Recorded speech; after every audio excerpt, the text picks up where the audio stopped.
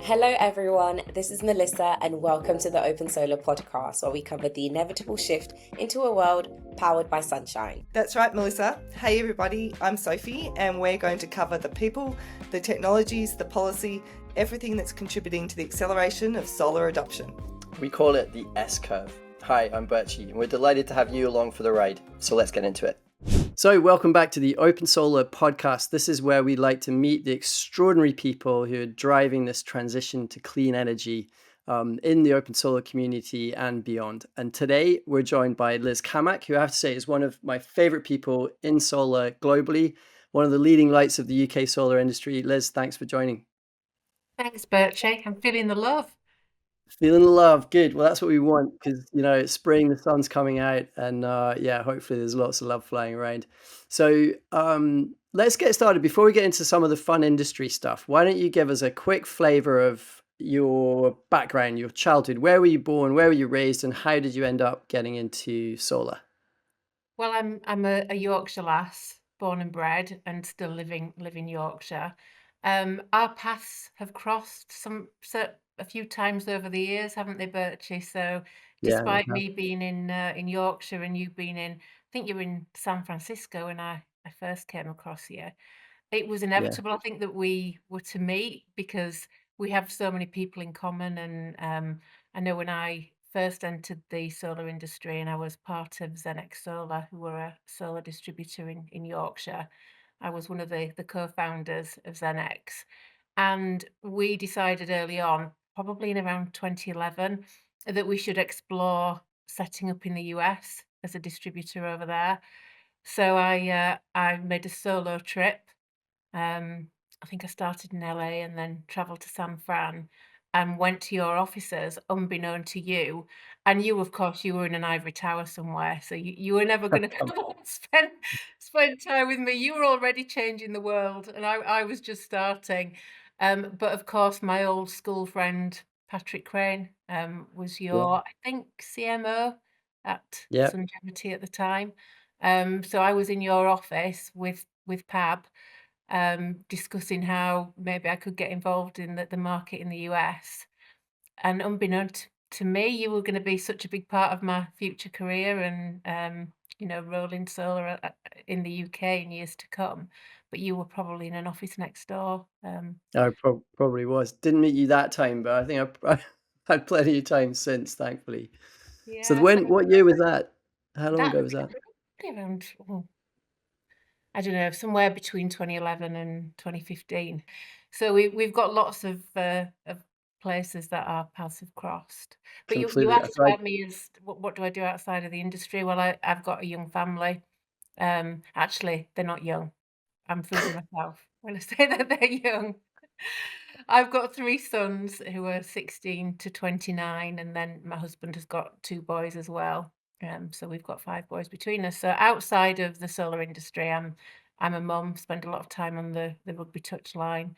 And my husband's a builder, so spend a lot of time supporting him as well. Amazing. You got a full house of boys. We're a full house of girls here. And you mentioned Holly. I literally just got a text from her. She's on a train to the solar conference and she's sending photos to everyone of solar farms from the train. That's passion right there. And Patrick. So Patrick was he was the CMO at LinkedIn, and then we persuaded him to join Sungevity to help us, solarize the world. And I hadn't realized then, but he was, you were at school together in Yorkshire. Pretty cool connection. And it was an all-boys school as well, Birchy. So he was one of the first people I saw when I walked through the door at the age of 12. I remember him on an old-fashioned school chair, kind of bouncing around, like bunny hopping around on standing on this chair as though it was a BMX bike. That was my first impression of Pab. He's still bouncing around on bikes. Now, you are one of the most humble people that I know of in this industry. So I'm going to have to ask you to lean in on bigging yourself up. But, I've seen you in images walking out of 10 Downing Street representing the industry. I know for a fact that you work tirelessly on all these issues that help the industry happen, that help it grow. A lot of it without anyone knowing about it. So tell us a little bit about where you think the industry's at, what you're focused on right now. The industry, it's still obviously quite a new industry, isn't it? It doesn't necessarily feel that way to me. I've been here and doing it since 2010. And just as I feel like we're hitting an even keel, and we talk about the tipping point, which is my aspiration. And when I say tipping point, that is that solar becomes the norm. That we don't celebrate the solar fields that we drive past because it's just an accepted part of our life in the same way that we accept telegraph poles and electricity pylons. The solar should just be the norm. It should just be the accepted addition to any new home when we buy a new home, and not necessarily something that people aspire to. It should be the norm. So I will relax when we get to that point, and we're nowhere near that yet. Yep. Yeah. And what are your big focus points right now? What's the top 2 or 3 things that you think we need to happen here in the UK? Well, obviously, you know that my role is within Segen. So Segen is the UK's biggest wholesale distributor of solar PV and energy storage. So in that role, and I've had many different roles within distribution in the UK, so sales director, managing director, and I'm now advisor to the global board at Segen. And in that position, I get foresight in both directions of the supply chain. So forward looking out towards the installers, and to some extent to the end users, and then also back down the supply chain towards the manufacturers, and to some of the issues that they face. So you've been in the industry quite a while. Tell me about, like, right now, how do we achieve that vision? What are the 2 or 3 things you think are the must-haves for the UK industry right now? And what's your role in that? How are you kind of applying your brains and energy to the solutions? Well, within my role at Segen, obviously Segen is the biggest wholesale distributor of solar PV and energy storage in the UK. And within my role, I can see forwards out towards the installer and the issues that they're facing. I can see back down the supply chain to the manufacturers and some of the supply chain issues that they face. And I say issues, but there are also opportunities, huge opportunities. But I think the one learn over all the years is that we've got to try and get some stability, and some assurance and confidence in the market. And I think government perhaps doesn't realise, but they only need to kind of give one indication that something is about to happen or not going to happen at all. And the whole industry grinds to a halt and there's less investor confidence. So for me, one of the big changes is around certainty, and consistency of message, just so that we get that security and confidence. I think that's the overarching theme. And then within that, there are lots of other things that will help. Yeah, so that example, I remember just coming out of the Christmas holidays, there was an article in the Times saying that there was going to be this new subsidy announced in the second quarter in the UK. My heart just froze, like, this is not what we've asked for, this is not what we need.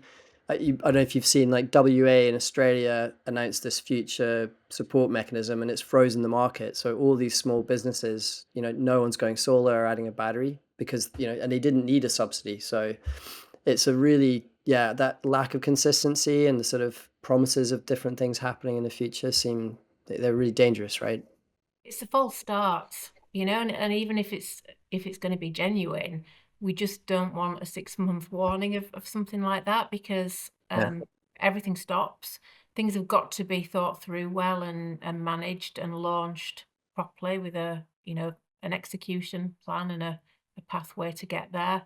I think we are just learning that now, but there've been so many of these issues. I mean, I remember when we had minimum import price introduced, that had been around 2016 maybe, and we had very little notice of the fact that Chinese imports were going to have duty imposed on them, and the world went mad as everyone tried to install solar before this increase in price. And then with the feed-in tariff, we saw, exactly the same thing. When the feed-in tariff, every time we had an incremental decrease in feed-in tariff, no matter how tiny it was, you'd see this huge rush to install, because let's face it, our installer network is really tenacious, and they're salespeople, and they're going to go out and push Sales messages driven. that drive demand. But Yeah. then the demand outstrips supply, and then pricing goes through the roof, and it just becomes chaos. So we just need stability and safe messages. And you're right, we don't want that kind of subsidy again. We want Yeah. access to finance and funding to make sure that there's a wider demographic of people who can access solar, but we don't want a subsidy that is going to cause that kind of turmoil. Yeah, it's interesting. It's probably not a consensus view for people outside solar because they assume we need subsidies, and even if the intent is good, it just disrupts the market, and these small businesses can't handle that on off, that lack of consistency, as you say. So, you've worked on the roadmap, as I think they've called it, which was originally under the Tory government, but now is sort of being rejigged for the Labour government. What do you think is going to be in that, and what you most excited about or most concerned about? Yeah, so I think bridging the two governments was interesting and quite potent, but also incredibly difficult, because the roadmap would have been launched by now if it hadn't abridged two governments. But in some respects, actually, it's almost been overtaken. Now, obviously, the roadmap isn't yet published because of the new government and changes within there that we've had to kind of fall in line with. But it will be published. I don't want to give dates because I don't want to set expectations that then aren't going to happen. And I think when it is published, there'll be a number of big ticks already in the box that we sat as a task force. I want to say the task force. This is a government and industry body that sat regularly throughout a period of 8 months to 12 months and talked about the hurdles in the industry that needed to be removed, the things that we could do to attract investment and confidence into the industry. So we looked at skills, supply chain, the rooftop segment, networks, the DNOs, the commercial, the large ground mount segments as well. And we looked at barriers and we looked at opportunities. And actually, when it's published, many of those opportunities have already come to fruition. And during the conversations that have been had with DESNZ, I think things have been taken and have already we've run with some of them and are already seeing successes. If I use one example, it would be that right at the very beginning of the task force, we were talking about the need to remove VAT on retrofit batteries, and then that happened very soon afterwards. So there are these gains that we've already seen. And then there will be some things in there that we still need to work on that obviously take more legislation and more approval and need to go through Treasury, and hopefully they will all fall into place as well. So I see the roadmap as one step. But it was quite remarkable that this was a coming together of government and industry, and probably the first of its kind, I would say, as far as solar is concerned. Yeah. Well, I mean, I'm just desperate to be optimistic. I'll just say I've been frustrated that, the Clean Energy Plan 2030 plan had no distributed solar in it or battery. There was absolutely nothing on how we kind of create a market framework so that we can monetize the value we create in the grid that needs upgraded and needs built out for 100% clean energy. And I just haven't seen, I don't know, I haven't seen any process anywhere from Solar Energy UK or anyone to kind of create those market mechanisms. Like, we've still got installers who don't know if they're allowed to plug in a battery. We're getting installers told by the local DNO that they can choose between a solar system or a battery. And when they plug a battery in, they're not getting compensated for the value they create to peak shaving, voltage control, any of these other things. So, to your earlier point about consistency, like, to me, it seems we need this kind of like consistent, solid market framework that we can all build businesses around over the next 5, 10 years. not on-off switches on incentives or anything like that. So I don't know. Maybe we'll see that in the plan. Yeah, I agree. We've got to get it right, and that's why these things take time, unfortunately, because we don't want a knee-jerk reaction that actually then is going to meet one need, but actually create further chaos down the line. So everything has got to knit together, and there has been so much. So you mentioned the Clean Power 30 plan, CP30. There's Invest 2030. Yeah, Invest 2030. There's Great British Energy. There's the TaskForce and the roadmap. There are so many powers at the moment all coming together, and we've just got to make sure that it is consistent. But I must admit, it can be quite confusing to know who to go to for what outcome. I think we've just got to trust that the outcome is going to be a good one. There's also the Warm Homes Plan, Future Homes Yeah. Directive. There are so many different things, and I've just been speaking to a colleague earlier actually about the Warm Homes Plan. Just by the very nature of what it's called, it leads you to down the route of heat pumps and insulation. But actually, solars are very much a part of that as well. We just need to make sure that the voice is loud enough. Yeah. Well, good luck with that, and thanks for all the amazing work you've been doing on it. And yeah, hopefully we at Open Solar can support, and we have hopefully industry bodies that truly represent distributed energy and the needs of the end of grid, which I still have my concerns over. But okay, so you mentioned electrification, heat pumps. What's the vision? Where do you think the UK is going to be 5-10 years from now with the all electrified life? I think there'll come a time in the not too distant future when we look back and think our kids or our grandkids can't believe that we burnt gas in our homes to heat them. That's not so very far away. Yeah. That's my thinking, and I can see it in my children. And I've done some talks recently in local schools, and yeah, they're all on board with that. So electrification for me is a move away from fossil fuels. Obviously, we're moving towards EVs. We've got to continue that, supporting that.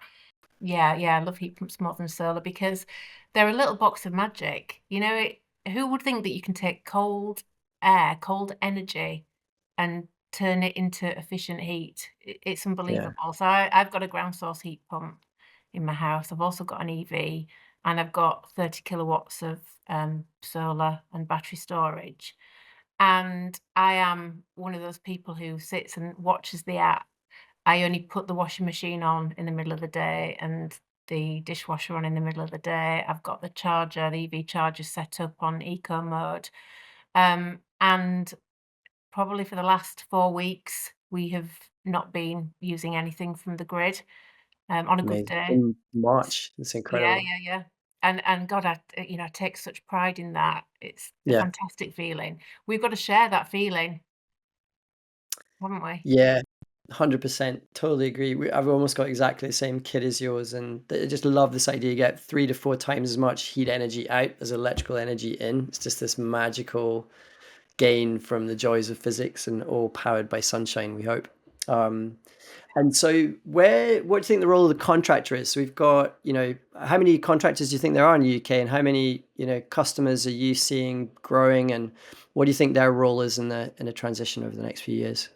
Well, the number of contractors is still growing, thank goodness. It's brilliant to see. I think there is some skills gap. So I think, and there'll be more consolidation. I think that's inevitable, and I think it's actually needed. So there are a lot of those contractors who are joining forces and coming together, even in a less official way. So I've seen some of them set up and form buying groups, some of them who have set up to form lobbying groups, and are kind of sharing information about DNOs and that kind of thing. So that, power in numbers is a great thing. It's a less formal way of consolidating. So I think there'll be more of that.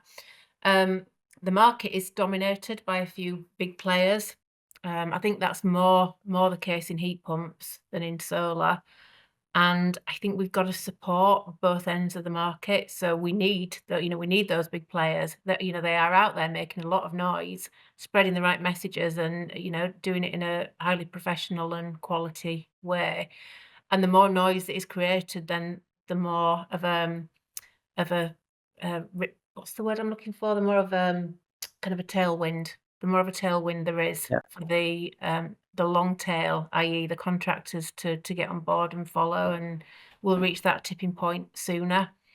I think my advice to the long tail or the contractors would be that we all have to make a living. They have to make a living, and I see a heck of a lot of competing purely on price, and quality then can go out of the window. And being such a new industry, we've really got to work to protect our reputation. So I would do anything that can avoid cutting corners to ensure profitability, because there's only one way that that's going to end, and it's not good for the individual business, and it's not good for the industry. If if you see something that's too good to be true, then generally it is too good to be true. So I think that's just something we have to be aware of, as with any new industry. Yeah, yeah, I think that's a great comment. And we've at OpenSolar, and CGEN obviously together, we serve a lot of these smaller businesses around the country with software and products, and it's lovely to hear their stories and see them grow. And I think your point about quality is important, because the sort of longer term opportunity, where I think we often get stuck in our industry focused on the short term because there's always a problem to be solved. But if we carry on growing at the kind of 20-25% growth rate that we've seen in the last 10 years, then over the next 10 years, my maths is it's $140 billion that the British will spend, homeowners will spend in the UK on solar and electrification products in the next 10 years. So, that's a massive amount of money. If it's 5,000 contractors around the country, I think my maths was it's 30 million pounds of cumulative revenue per contractor. So imagine, like, this industry creating all those small businesses all across the country. And we just have to keep growing at that steady rate with really high quality systems. And I Yeah. think we've got to help people diversify as well, and spot all the other opportunities. So because there will be hurdles, there'll be bumps in the road. So you've always Yeah. got to have something to fall back on. And the most successful businesses have found that, and they've moved from one segment into another. So they might have started as a residential installer, but then they've equipped themselves to be able to do a bit more in small commercial, and vice Right. versa. And I think you guys at OpenSolar are doing a phenomenal job of helping them to reach all areas of the market and to do it efficiently. They've Yeah. got to cut costs where they can, and you guys are vital in helping them do that. You mentioned consolidation, and so that was one question. What do you think about, it seems like the electrical contractor industry has always remained pretty fragmented, and the small local businesses through the cycle tend to thrive. What what do you think might be different in solar and electrification, or do you still think there will be a long tail? And what other diversification do you think that they should consider? I think there'll always be a long tail, because you always have a segment of the population who want to deal with local tradespeople. So that's always going to happen. The good people need to differentiate themselves on quality, on diversification. So don't just offer solar, offer a whole portfolio of product. We've already talked about heat pumps. There'll be different products that come to market. I think there's going to be some really inventive ways of enabling solar in the future. So carbon trading, I think, will be one. And there's no reason why installers can't get involved in using carbon trading as a way of enabling installations or sales of solar.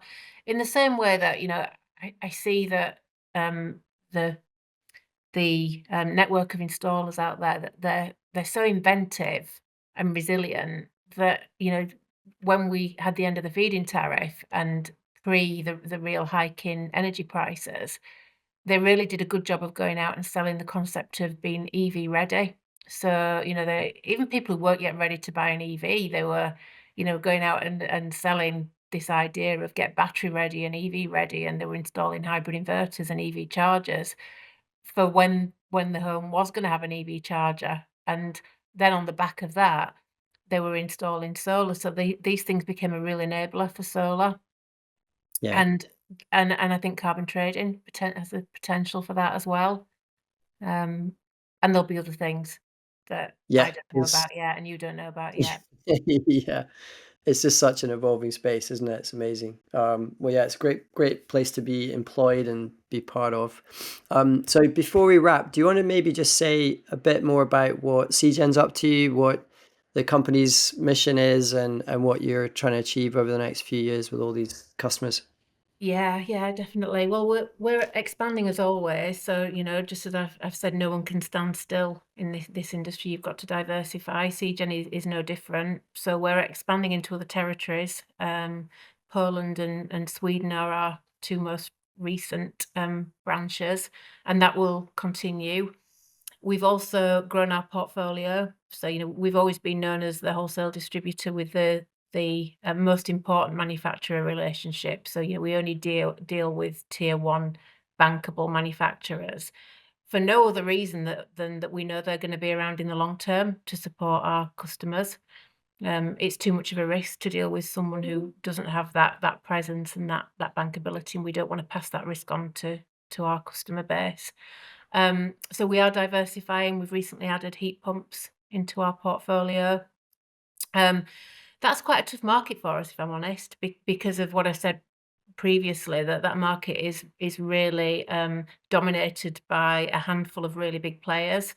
And, we need to do what we can to help the contractors to move into that space as well. Mm. It's a little bit more complex, I think, than installing solar PV. It's got to be done really, well sized and to be a good fit for the home. There's a lot of scope for mis-selling in that arena, and we just, we need to make sure that we're supporting people so that they do it well. So it's kind of a bit more of a slow burn, I would say. Yeah.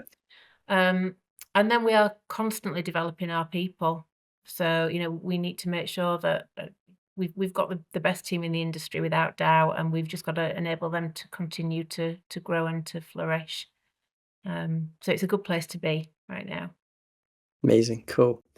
Well, we'll probably wrap there. I will see you at the Solar Storage Conference in a day or so's time. And thanks so much for joining us. And thanks for everything you're doing in the industry and for all the customers. Really appreciate it. Yeah, Thanks, you. Liz. Thanks for all your support.